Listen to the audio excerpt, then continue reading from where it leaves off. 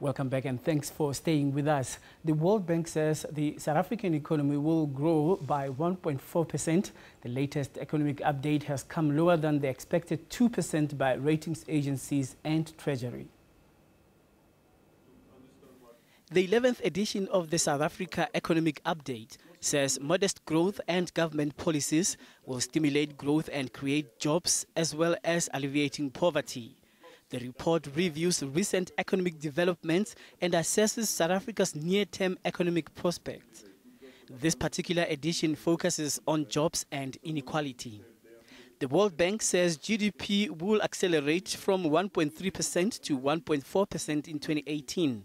This will be supported by a rise in confidence, global growth and benign inflation.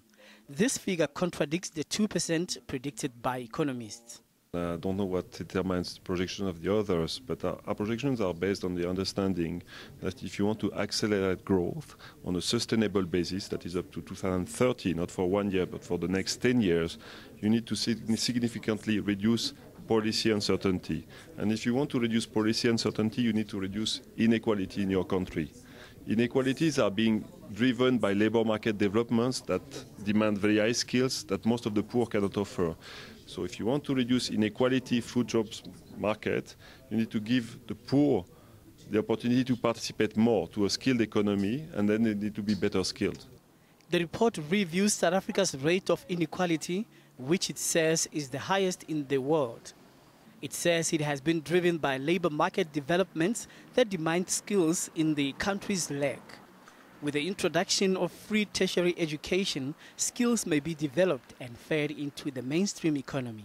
We are actually recommending some reforms to give special access to university to eligible students from poor backgrounds. We think it's a good thing to reduce inequalities, to improve the quality of growth, and therefore reduce inequality and maybe make growth overall higher.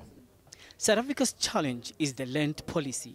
We don't know the modalities of implementation yet. It's not been discussed yet in details. It needs to go for a constitutional review, etc. We don't know what would be the outcome. We don't know what would be the response in terms of investment, in terms of food security, in terms of agricultural productivity. It certainly challenges a bit property rights. The report suggests some policy interventions on jobs, poverty and inequality, and it predicts the number of poor people that can be reduced to 4.1 million by 2030. The World Bank report encourages government to continue to address corruption, improving the competitiveness of SOEs and restoring certainty in the mining sector.